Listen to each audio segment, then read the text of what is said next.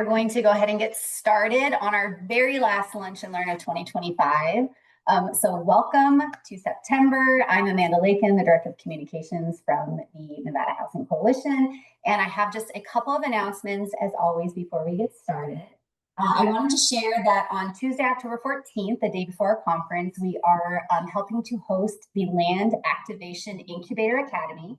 And this is going to be for any community partners, faith-based organizations, anybody who might have unused land that they would potentially be interested in developing affordable housing on.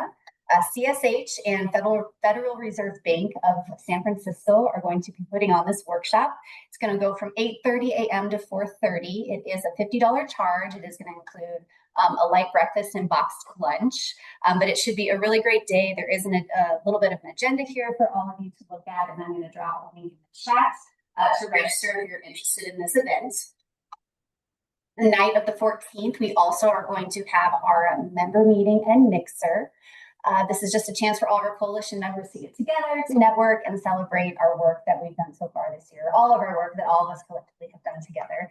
This is a separate registration from our conference, so please note that if you want to attend, we do need you to register separately. And then lastly, our conference is coming up in about 2.5, 3 weeks. So I hope all of you are registered, or if you aren't registered, I want to note that Friday, October 10th is the very last day to register for the conference. And we are going to have a slight increase of $25 starting October 1st. We have a great lineup. I am going to be sending out an updated agenda tomorrow in our newsletter, so keep an eye out for that. We're going to announce our MC and a couple additional speakers. We still have sponsorship opportunities available. For those who are attending the conference, we are using an event app, Uva, for the very first time. That launched on Monday. Some people have already opened it, started engaging, so we really hope that this is going to be a great new feature to kind of enhance the conference experience for all of you. And that is my last slide. So I'm going to turn it over to our moderator for today, Ambrosia Crum. Ambrosia is the owner and project director at Dignity Disability Solutions. Welcome, Ambrosia. Thank you so much, Amanda. And thank you again, Nevada Housing Coalition, for hosting this important conversation. I'm so honored to be moderating today's session, which is titled, in case you guys weren't sure where you were, Voices from the Frontlines Community Service Organizations in Action. We know that housing is the heart of community well-being. It touches so many aspects of people's lives, whether it's our health, our employment, our education, and just our overall stability, right? And so today we're going to hear from leaders across Nevada who are tackling this crisis from different but interconnected perspectives. Just a little bit about me and my organization. Like she mentioned, my name is Ambrosia Crum. I'm a licensed clinical social worker and what Social Security calls an eligible for direct payment non-attorney. I'm the owner and the operator of Dignity Disability Solutions, where we focus on helping individuals, most of who are unhoused or who are at risk of homelessness, access disability benefits like SSI and SSDI. And so why would I be involved in this topic, right? So believe it or not, benefits really often serve as a gateway to stability. So when someone secures reliable income, especially when it comes to benefits due to not being able to work and engage in our economy in the other ways we think they should, and it helps them to cover rent or contribute to their rent costs. It also helps improve access to healthcare and overall eligibility for different programs that open doors for them. And it restores dignity. So our work is deeply tied to housing because without that stable foundation, all the other supports that someone needs are harder to sustain. So why does today's conversation matter? We know in Nevada, we're facing one of the most acute affordable housing crises in the nation. So when it comes to evictions, housing instability, they really have ripple effects far beyond the immediate crisis and really impacting all those domains I mentioned, like our workforce, like our health, our children's education, and really our overall economic resilience. So that's why we're bringing together some frontline organizations, government leader, and policy advocates on the matter, right? So together, they're not just responding to urgent needs, but really maybe shaping our long-term solutions in this space. So you'll be hearing from three unique perspectives today. First, we'll be speaking to Ben Ennis, who's a coalition manager with the Nevada Housing Justice Alliance. He's a speaker on statewide policy and advocacy, what's happening at the legislative level, and how policy really changes or creates opportunities for lasting impact. Then we'll hear from Katrina Peters, who's the homeless service coordinator for Washoe County, Nevada up north. She's going to share about county level efforts, including maybe shelter infrastructure, the CARES campus, PSH or permanent supportive housing projects, and maybe some new housing initiatives. And then finally, we're going to speak with Aaron Sheets, who's the CEO of HopeLink of Southern Nevada.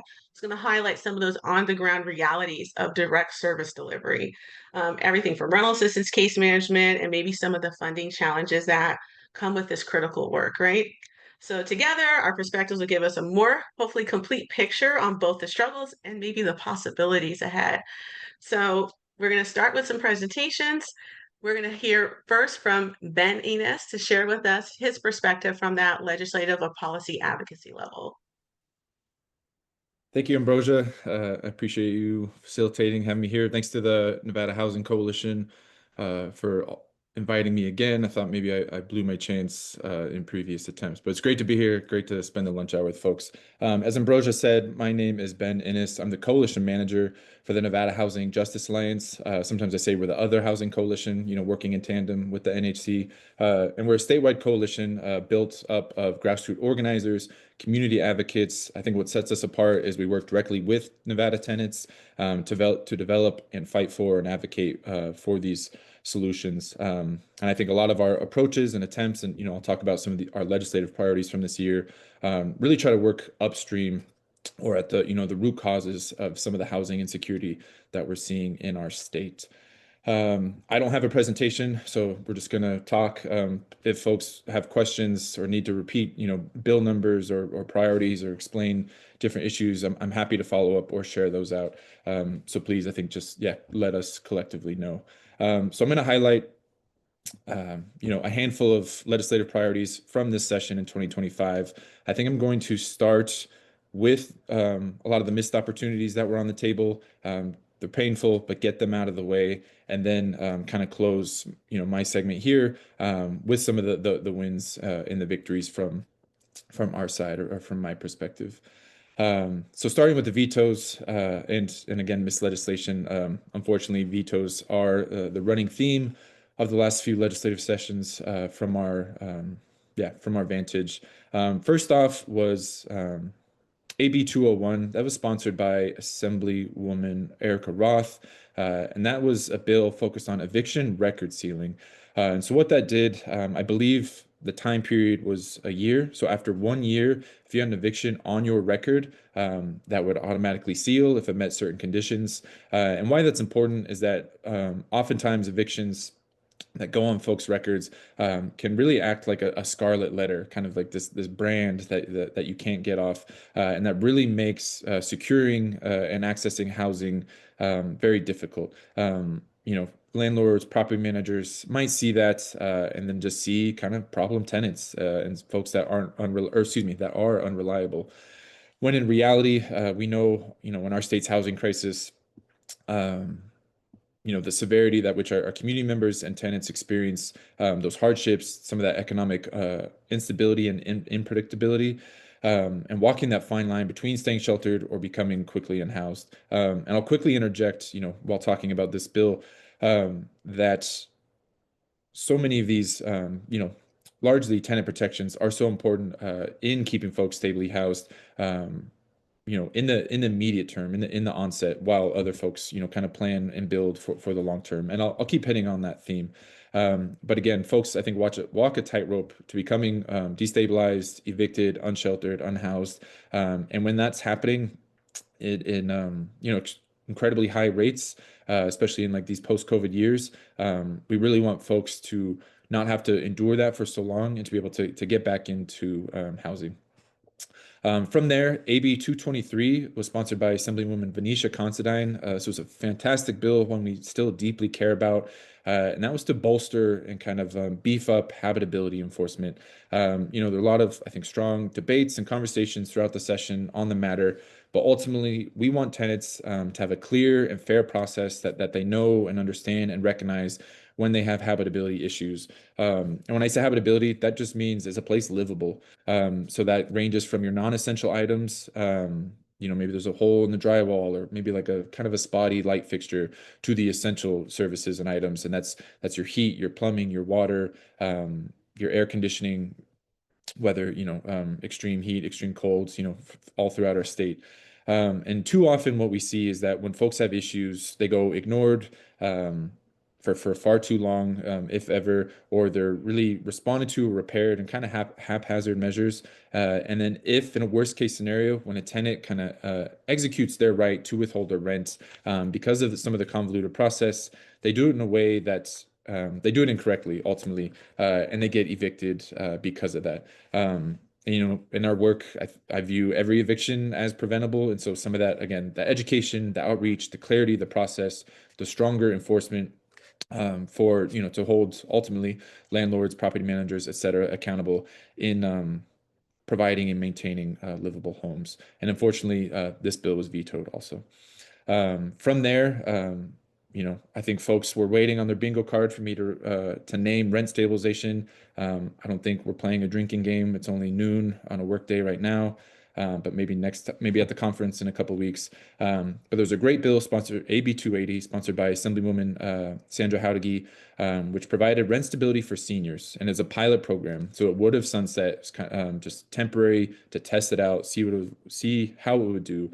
And it would be a 5% cap for seniors, that their rent cannot exceed a 5% increase in an annual year. We've seen, before COVID, particularly high throughout the COVID crisis and since, rents continuing to rise year after year at very high rates, very large percentages, up to 30, 40% in a small amount of time, or hundreds of dollars in a given year, or year after year after year. And so we want folks to be able to, especially seniors on fixed incomes or limited incomes, to be able to know what their rents will be predictably, to be able to kind of budget and plan, or even save if they can. And again, to keep them stably housed and make sure folks aren't nickel and dimed or exploited. There's also a statewide rent stability bill in BDR form. So that's when a bill is a draft before it's formally introduced, and that also died in committee. And I'll say, we've seen in recent years, through some of this increased talk about rent stabilization, which we're also seeing throughout the country, to no surprise, a lot of opposition. I think industry has put, investing a lot into their own kind of ad campaign and conversation, pushing back against the matter. So it is a hot topic. I think if folks have ever met me before, know I care about it a lot, and always down to, I think, discuss it more. And so hopefully folks can stay curious, and we can, talk more about what rent stability can look like in our state or in our communities. I think we're doing pretty good on time. I'm trying to keep myself in check. From here, last, certainly not least, I think the most important bill to me, I think individually, and for our coalition, this was AB 283, sponsored by Assemblyman Max Carter. And this bill would have changed our state's summary eviction process. And I'll just quickly say that every state and jurisdiction, locality, what have you, has a summary kind of process, and all that means is very like a fast track eviction process. Unfortunately, that is a tool that landlords, property managers, and so on have and can use, to secure their properties back. But we are the only state. So again, 1 out of 50 states, we are a national outlier, where in that process, a tenant essentially has to file first against themselves in order to have a hearing in eviction court. So in order for them to have a small chance at fairness or due process, is a disproportionate burden in terms of that access. And so I think it's my dying dream, at least in the year of 2025, to keep fighting and pushing for that, so we can modernize our system. Again, not change the rapid process necessarily, but reverse the filing order so it makes sense, is accessible, is fair, and so on. We have about 3.5 minutes, and now we can highlight, I think, the wins that were awesome from this session. First off, or kind of out of order, but it's AB 475. I'm kind of forgetting who sponsored that currently. But that funded rental assistance and eviction diversion programs. So we know rental assistance is important. Unfortunately, those funds don't go as far with our historically high rents that continue to increase. But eviction diversion programs are especially important, and I think one of the really like last stops at last ditch efforts, kind of parachutes to catch folks, to keep them housed, to prevent eviction and displacement.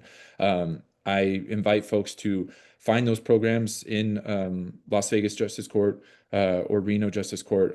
Sit in, watch how they are carried out and how successful they can be. And again, I wish I could say more on the matter, but I think they're incredible, really inspiring and beautiful in terms of, yeah, I think seeing folks really, again, caught before they fall, and get to continue to stay, in their homes and live with dignity. And I think it was $15 million to Clark County and $5 million roughly to Reno and Northern Nevada. I think that's roughly the proportion. And I hope we can continue to support those programs for a long time. Last but not least, AB 121. This was sponsored by, again, Assemblywoman Venetia Considine. This bill was all about rental fee transparency. In a lot of ways, just a baseline, fundamental consumer protection. This bill goes into effect this coming Wednesday, October 1st. And it really handles three core things that I think capture the whole of the renting process. So that's applying with applications, putting some reins on the application process, making sure that if you're not rented to, that you can get your application feedback, meaning that a landlord in the worst case scenarios, which do happen, aren't collecting applications and fees from a dozen tenants, knowing they're only going to rent to one, and then they keep all those fees from the other 11 tenants. So if the background check isn't run, there are no actual costs, then a tenant gets that back. From there, a clear lease. Far too often in recent years, we are seeing like what were singular totals, like your total rent is now your base rent, and a decoupling with all these extra additional fees. Some things are common sense, maybe helpful services. A lot of things are things folks aren't necessarily asking for. But what we see is that you're told one number, either on the front page of your lease or maybe on the move-in banner outside of a complex or something. And then throughout the 50-page lease, all these addendums that have all those other additional fees hidden there. So again, you're told maybe 1,600, and at the end of the month when you're supposed to pay 1,900, maybe closer to 2,000. And I can talk at length about all those different examples. And the last thing I'll quickly say as I close my time is that, again, the third piece of what AB 120 does, AB 121 does, and goes into effect next week, is around rent payment. More and more properties are no longer taking checks in person. You have to use an online portal. And in using that online portal, just like, say Ticketmaster, there's that service fee or convenience fee. So you have historically high rents with a lot of hidden fees, and then you're dinged for just trying to pay your rent, which you have to do. And so that provides some clarity and limitations on what those fees can look like. And for the most part, requires that tenants have a fee-free way to pay their rents. I think I'm going to land the plane there. There's a lot of bills. Again, if folks have questions, I'm happy to provide, numbers, analysis, commentary, and maybe we can talk more at the conference in 2 weeks and so on. But thank you, Ambrosia. Thanks to the Housing Coalition. I yield my time. Awesome. No, that was fascinating. I'm glad you started with the bad news first and then, landed us with some good news and some changes on the horizon that really go into effect in a matter of days. That'll be some great things for tenants, both proposed tenants and active tenants, right? So next, like we mentioned already, we're going to hear from Katrina Peters with Washoe County to talk about what they're doing up north there from a government perspective. So thanks so much. We'll be loading a slide for y'all to look at. Great. Thank you so much for having me. Really appreciate the Housing Coalition inviting me on this opportunity to share a little bit of information on what we're up to at the Nevada Cares campus and our most exciting project recently, which is our permanent supportive housing building. To talk just a little bit about our group, the Washoe County Housing and Homeless Services Division is housed within our Human Services Agency. So Human Services encompasses Child Protective Services, Adult Services, Senior Services, and then we have a division specifically for our housing and homeless services work. We have a mission of working to minimize homelessness throughout Washoe County by leading the community and building a system that's capable of housing people experiencing homelessness. We want to provide services and support so that homelessness becomes rare, brief, and non-reoccurring. And we really want to emphasize the leading the community. We know that this is an incredibly big lift to solve homelessness, and we aren't able to do that work without all the amazing partnerships and collaborative work we've got going on here locally. Our team is kind of broken up into 3 areas. The first is our regional governance and coordination. So that includes our COC work. We serve as a collaborative applicant for the Northern Nevada Continuum of Care.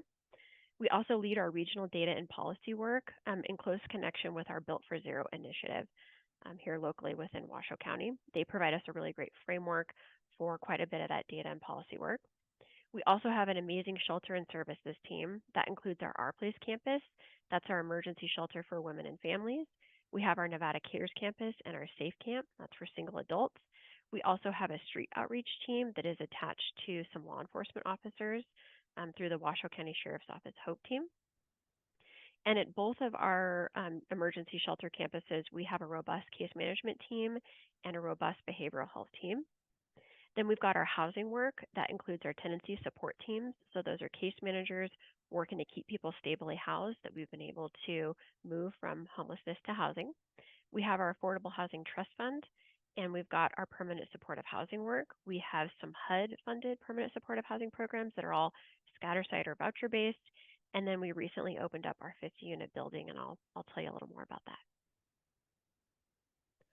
Across both of our campuses, we operate what we call our low shelter model. So we want to welcome as many folks in as possible. We want to reduce as many barriers as possible to people accessing that emergency shelter. We want to meet people where they're at, but we're not going to leave them there. So our shelters are really that first stop in someone's housing journey. And we want to really be leading with those housing goals and be working with folks in any way we can to guide them on that housing journey. Some of the barriers that we've been able to reduce that are common to folks entering emergency shelter, we do allow pets to come on campus. They just have to be vaccinated, and we're working with folks on that. We allow folks to bring in a limited amount of possessions, and they can check those into a bin. We also have lockers available to get over some of those 2 main barriers. And then you'll see kind of the array of services that we provide on campus outlined here. So of course, we're offering shelter, a bed, and a meal. We're offering behavioral health and case management. We're also providing medical support through a registered nurse on campus. And then through that case management, working with folks on employment goals, increasing income, again, just really reinforcing that we want to support folks on that housing journey and really drive towards that top of line metric of exiting folks to permanent stable housing. We are very thrilled to be on the tail end of a 4-year-long construction journey. We've got it segmented here into a couple phases for those of you that have been on site. You'll see on that phase 2 area, we've got our, we call it our sprung structure. It's our 46,000 square foot emergency shelter. When that facility was initially constructed during COVID, it did not have permanent shower, restroom, and laundry facilities. We were using some temporary facilities, and they just were not up to the demand of being used by several hundred people each day. So we were able to build permanent shower, laundry, and restroom buildings that really strike a balance between not being too institutional, but also maintaining as much safety as we can possibly put into place. So things like high visibility throughout both of those facilities. We also constructed a Safe Camp, which is our 50-unit non-congregate shelter. Our phase 3 was to build out what we call our Welcome Center.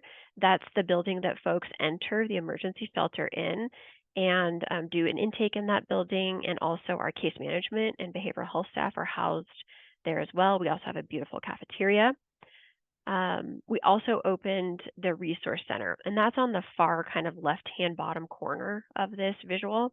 The Resource Center is kind of a come one, come all for anybody experiencing homelessness or needing help with rental assistance, but it's separate from the emergency shelter entrance to try to break up that traffic a bit.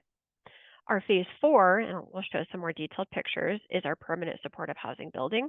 We were able to do the ribbon cutting about a month ago, and we are actively working to get folks moved in as quickly as we can. Adjacent to our 50-unit permanent supportive housing building is another supportive housing building that is being constructed and will be operated by Accessible Space, Inc. They'll be putting 50 units online. They focus on people who are wheelchair bound or have a traumatic brain injury.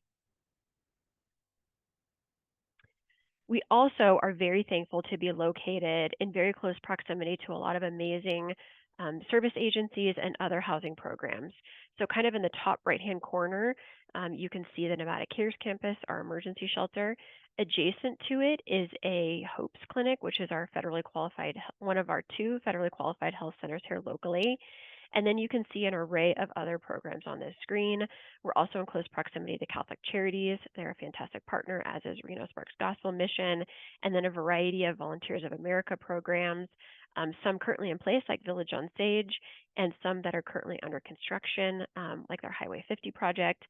And then our place, the Women and Family Shelter, is about 1.5 miles away as the crow flies, or about a 25-minute walk away. So really just getting a lot of robust services and providers in close proximity. Okay, kind of coming back to our CARES campus to talk a little bit about capacity. In that 46,000 square foot sprung, we've got 6 dorm areas for a total of 549 beds. We've got 396 bunk beds. Everyone coming into the emergency shelter comes into a bunk bed. And then we've got 153 what we call cubbies. 6-foot pony wall, providing folks with a little bit of dignity and privacy. They also have their own individual foot locker, areas to plug in devices. To get into a cubby, you have to engage in case management. So providing that incentive for folks to engage with those staff on that housing journey. We also have our 50-unit non-congregate shelter, what we call our Safe Camp. And then our resource center is open during the day from 6 a.m. to 6 p.m. It also serves as our warming and cooling area. So during inclement weather, we'll be open 24 hours a day. That's excessive heat, wildfire smoke, or cold temperatures in the winter. We also have 84 emergency overflow beds that we utilize in the winter, and we refer to as our winter overflow. And then we have our 50-unit permanent supportive housing building on site. To talk a little bit about the operations on campus, our work would not be possible without our amazing contracted partners. Volunteers of America is our shelter contracted operator, both at the CARES campus and our place. So they're providing line staff that are working with folks to make sure that everybody's staying safe, also to reinforce and continue to support folks moving towards those housing goals in conjunction with case management. At our Safe Camp that you see in kind of that bottom picture, Karma Box Project is our contracted operator. So they're providing that line staff, doing safety checks in the pods, helping get folks access to showers, laundry, restrooms, and meals, and providing that line level staff. We have an array of county staff also supporting both of these programs. So we've got county staff providing behavioral health through our mental health counselor team. We also have a case management team. We have a medical services team. We have an RN on staff on site providing basic medical care and support. And then we also have our operational staff team. So they're overseeing all of the operations and all of the contracts, facilities, providing all that oversight. And then we also have security provided by Allied Universal. We do have security on site at all 3 facilities 24/7. Most exciting is our permanent supportive housing building. This building was only possible through the support of the Nevada Housing Division. They provided $21.9 million for construction. And then also we were awarded through the Supportive Housing Development Fund $5.6 million for services. That allowed us to implement an assertive community treatment model that includes access to a psychiatrist, a registered nurse, mental health staff, peers, really throwing just an amazing array of staffing and wrapping supportive services around folks in this building. We will be providing folks with a 1-year lease. This will provide folks with a rental history and also get folks oriented to kind of some of those standard landlord-tenant relationships and practices. People do have to be 18 and they have to meet the Supportive Housing Development Fund eligibility criteria. We are currently in the process of making referrals off of our community queue for folks who are in that permanent supportive housing scoring range. Here's some pictures of the interior. As you can see, it's a twin bed. We provide a TV, some storage for clothing. Over on the kind of bottom right corner, you see the kind of the kitchen space. It is an efficiency studio, so it is a compact fit, but you can see we've got a cooktop, a sink space, a fridge and a freezer, and a microwave. We provide all of those within the unit.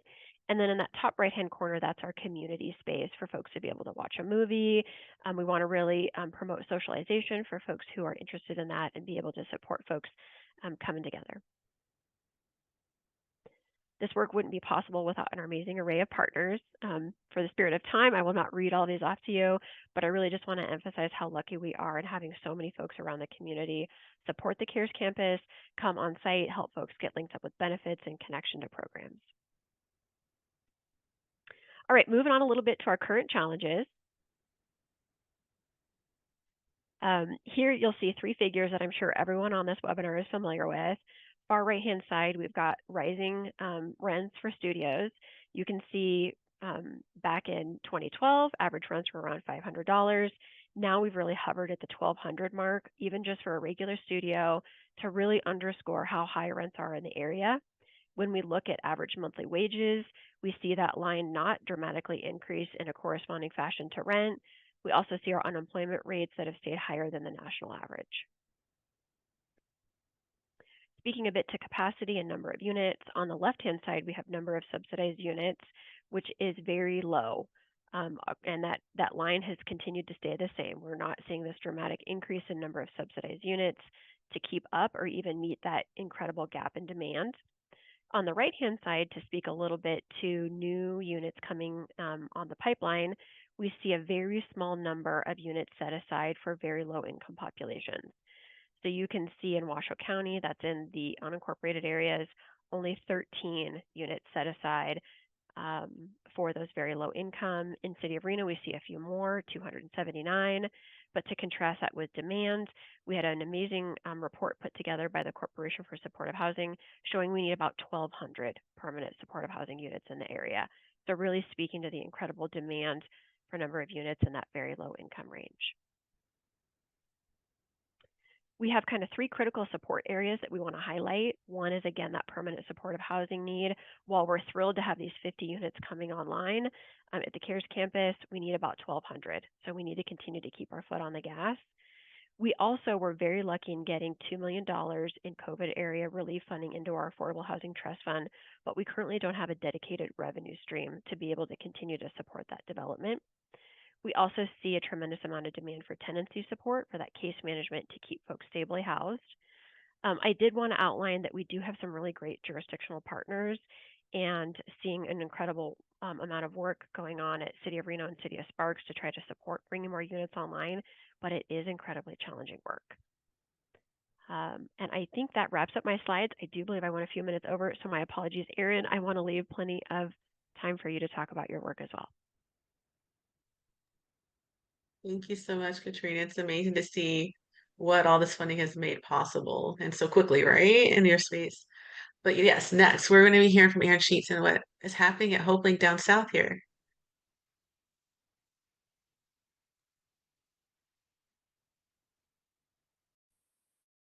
Hey, thank you, Ambrosia. It's nice to be here with our friends at the Housing Coalition, and I have the pleasure of telling you a little bit about what HopeLink is up to these days.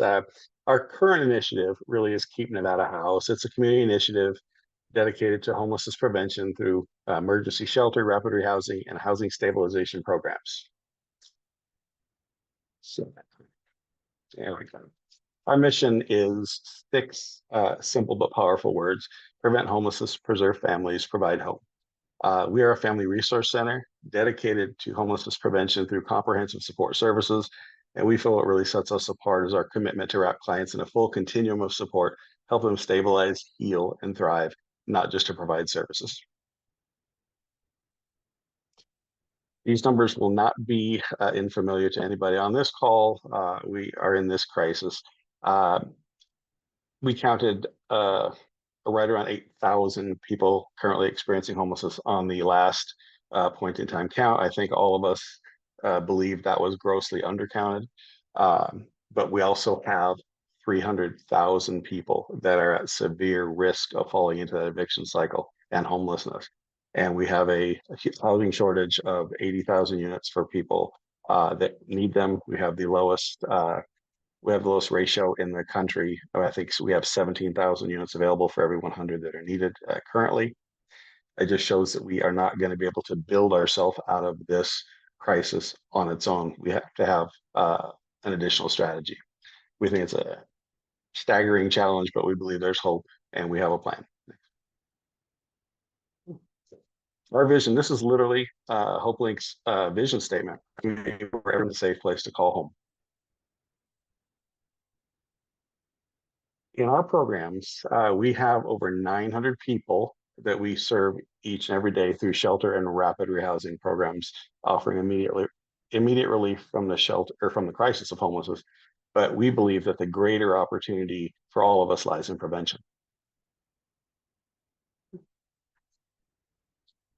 We have 80,000 very low income households. That's 30% of AMI. For comparison, that's a family of four making about $31,000 a year. 75% of those are in Southern Nevada. These households pay over half of their income just to stay housed. And one little thing can put them over that tipping point. One unexpected expense, a lost shift at work can put them into our eviction cycle. Last year alone, HopeLink provided over $10 million of these type of services directly to our community, keep people housed and helping them get back on their feet. In our programs, in our prevention programs, largely rental assistance, 90% of the people that we serve needed less than 4 months of assistance, average cost of $4,000 per household, and less than 1% of them ever experienced homelessness in the time that we tracked them, which was for 2 years after assistance. We believe that's impact, we believe that's efficient, and we believe that is prevention that works. In 2018, there was a study by Help Hope Home, which was from Clark County, that showed that leaving a person experiencing homelessness on the street costs $73,000 a year in emergency services. That number is over $93,000 today. Those services include legal, 911 calls, hospitals, law enforcement, prisons, and jails. $92,000 a day per person, or excuse me, a year per person. We're working side by side with our elected officials trying to expand funding for these proven solutions. We don't believe that prevention is just compassionate. We believe it's smart. And we know that when we stabilize housing, we keep families together, kids in school, and community strong. People can help. We're always looking for financial contributions. Obviously, we're a nonprofit. We can also use your time if you'd like to volunteer with us. If you would help us spread awareness of this problem, which I believe a lot of the folks on this call are doing, and help us advocate for change with us and people like Ben, together we can ensure every Nevadan has a safe place to call home. And we just want to say thank you for helping us keep Nevada housed. And there was one question I don't think I answered. They asked about how funding was going. We actually got most of our funding this year, our federal funding came through, all but one small grant. Local funding is a little different story. We had many difficulties with getting local funding passed through us or through to us. It's starting to come in now. But rental assistance AB 475 that Ben hit on, we still have not gotten access to that. $15 million for Southern Nevada for rental assistance and eviction diversion.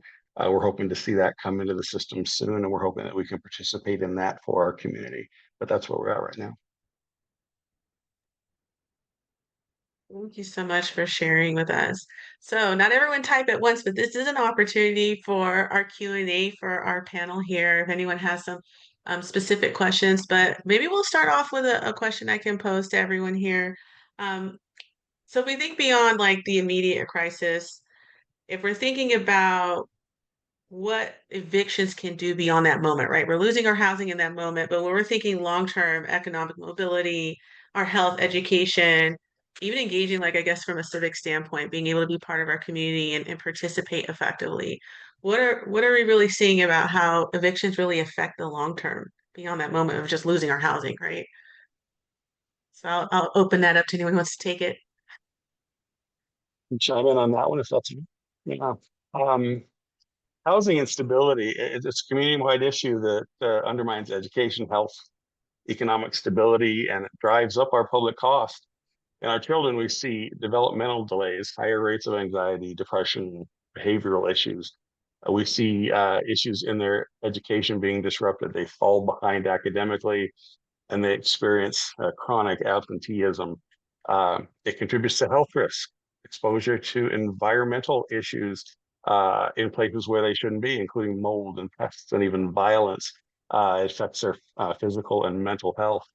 The schools are affected by this. The schools as a whole have lower academic performance, lower test scores, higher dropout rates, strained teaching resources.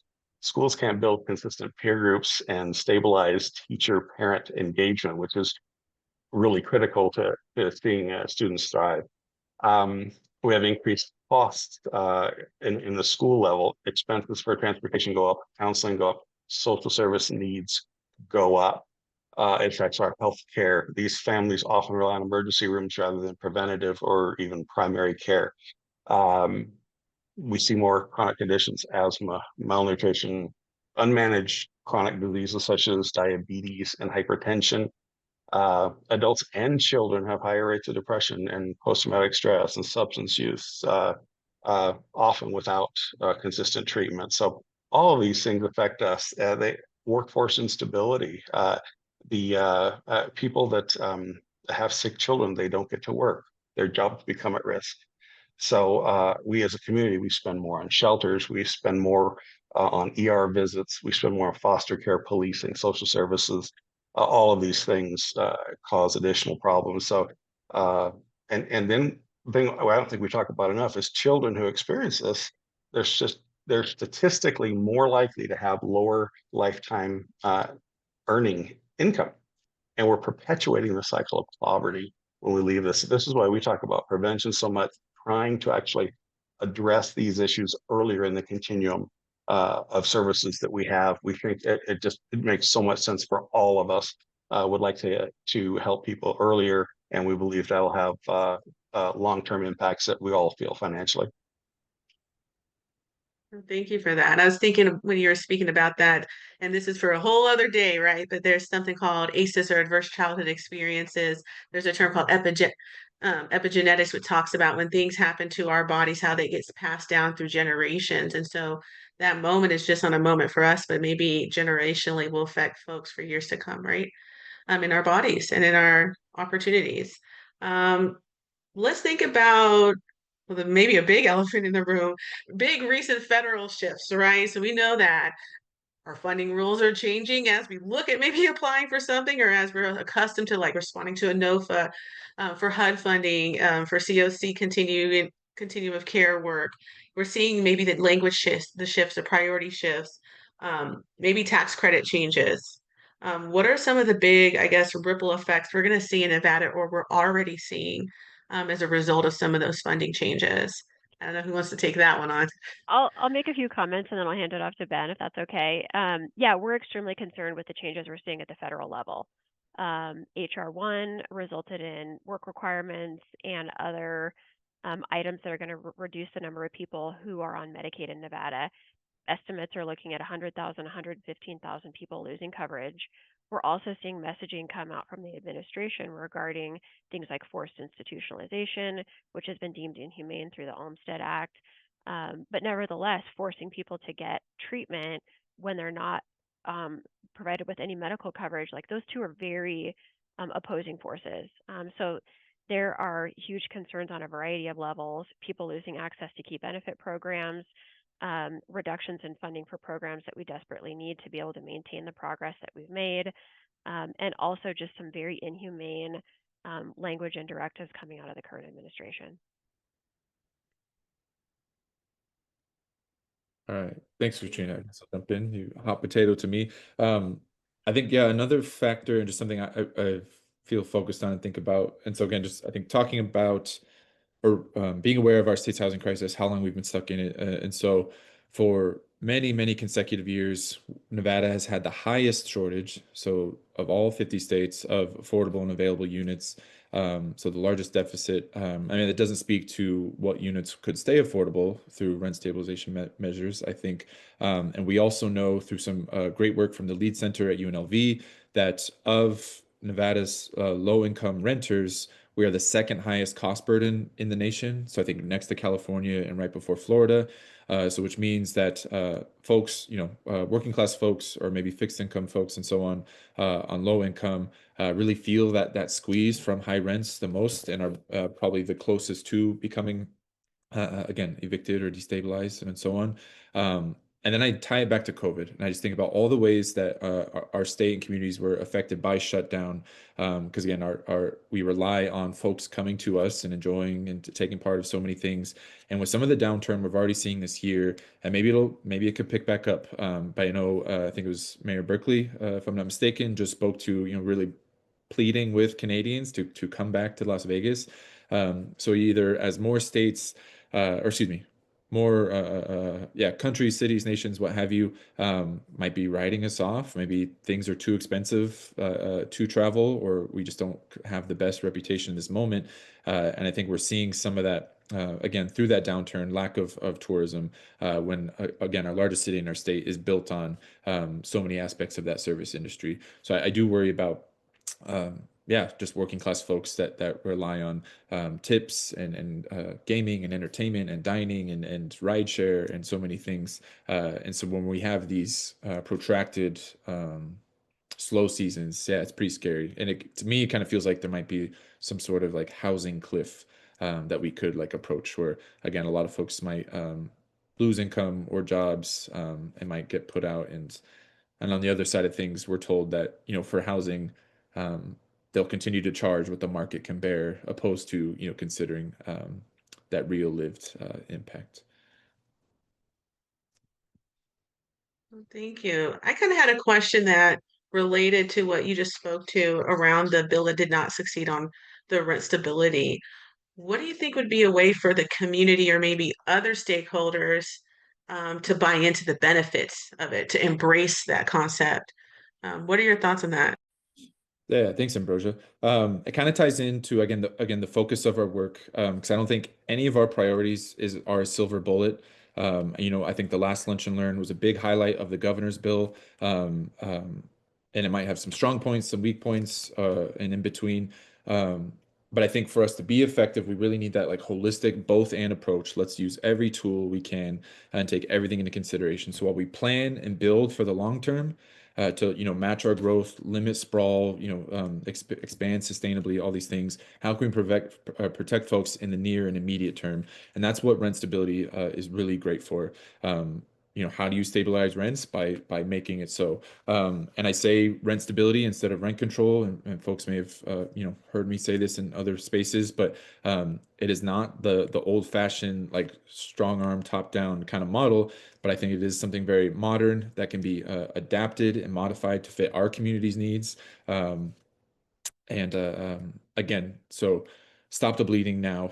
Folks can still make their fair rate of return, on their investments or landlord or properties. And we've seen in equally as many other studies that it doesn't inhibit growth, that the way that we're kind of alarmingly told that it does in terms of production and development of homes. I think it's important that they hear that it's not that traditional rent control, right? It's a different approach, results in different outcomes, and overall better for everyone. Thanks for asking. No problem. Thank you. I don't see anything in the chat. Now's our opportunity. We may have a few minutes left.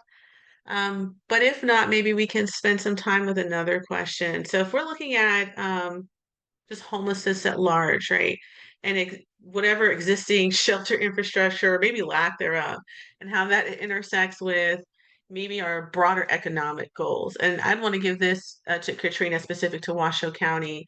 Like the broader economic goals could be workforce development, tourism, and business growth. How does homeless really intersect with the goals that Washoe County, the community has, and how it's being impacted by when we see folks outside who can't access shelter, right? Or there's limited options for them because there's more folks than space. Yeah, well, we've been very lucky to have a lot of community support for supporting emergency shelter infrastructure in Washoe County. With the construction of the CARES campus, we were able to reduce our unsheltered population about in half, looking at our point in time count numbers, once we were able to bring those beds online. But also, we want to really look upstream. Housing is the only thing that's going to solve homelessness, and we don't want to continue to expand emergency shelter beds. What we'd really like to see is getting people exited into permanent, stable, safe housing. So that's really where we're looking to the future, is how can we continue to bring more of these units online that really meet the need of the population, and really just trying to engage the community in that conversation. Not in my backyard is a really strong force. And I think we have a great opportunity here to make sure that everybody in the community understands how critically important it is that we continue to build out permanent supportive housing and these extremely low income affordable housing options, so that we're able to get folks into housing and not have them continue to experience poor outcomes by being unsheltered. I guess I kind of have a magical question or a broad question. Um, Maybe this is a good way to end it. What gives us hope, I guess, even with all of the challenges, all of the shifts that we're seeing, both nationally, locally, um, economically, right? What are some things that still give us hope in this work that we can hold on to? Um, and maybe Aaron, you can take this, or anyone who's interested, but I'd love to hear that. I think of two things. I work at times with Katrina and Ben on a committee, and we see that the best and the brightest are putting effort into this, which always gives me hope. Everybody understands that there is a crisis out there. Nobody's in denial, so we're all trying to wrestle with what are our strategies. Yes, we need to build, but yes, we need to keep them housed until that is ready. And so I take a lot of hope in that. And secondly, around our agency, we don't deal with anything but people in crisis. That's all that walks into our door. And we talk to our staff a lot about when you can't grasp the entirety of the problem in our community, you can serve that person in front of you, and serve the person in front of you, and do your best by them. If all of us would serve one person, we would solve this problem. So those are my two. I would say for me, to kind of tag on Aaron's answer to a certain extent, is really just the amazing partnerships that I have seen develop over the last couple of years. This is an incredibly huge problem to try to solve, and really we're only going to be able to do that by working together. And so I think that's what gives me hope, is just seeing so many people come together to figure out how we're going to solve this huge problem. I think, with Sarah Adler in the chat rooting us on a lot as possible. So thanks, Sarah, and the others. I think I take a lot of inspiration from seeing other organizers in the country and seeing different campaigns and movements and what's possible. Expanding like a strong tenant bill of rights, more and more communities, fighting for and winning rent stabilization, and kind of building like not housing first as a practice, but like communities that, like, I think philosophically protect and support, housing first, kind of as a value.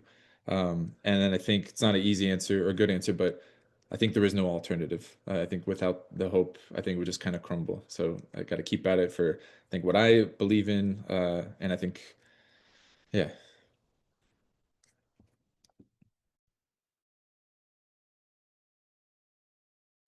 Had to unmute myself there. Thank you so much for presenting, for sharing all of your perspectives, all the work that you're doing from all these different angles that intersect, all these different spaces. I don't think I had any questions in the chat. Did I miss anything, Amanda? I don't think so. We did such a great job. We just covered it completely and fully, and there's just nothing to ask. And sometimes that's okay, right? There was a question that came through about condos. I don't know if anyone on this call would be able to answer that question. Otherwise, Martin, we can follow up with you after this session. I think that would be like a developer's expertise that we'd have to have. And I don't know if any of our folks on the panel have the deep knowledge to answer that one. That's a great question, though. We can If you follow guys up saw it, we may have to keep that with us. And if we have a resource that could answer that, maybe we can always share that at a later point.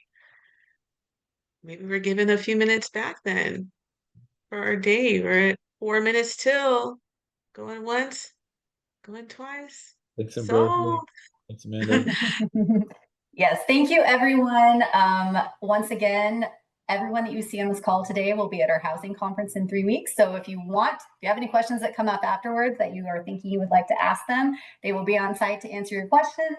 You can learn more about them and their work.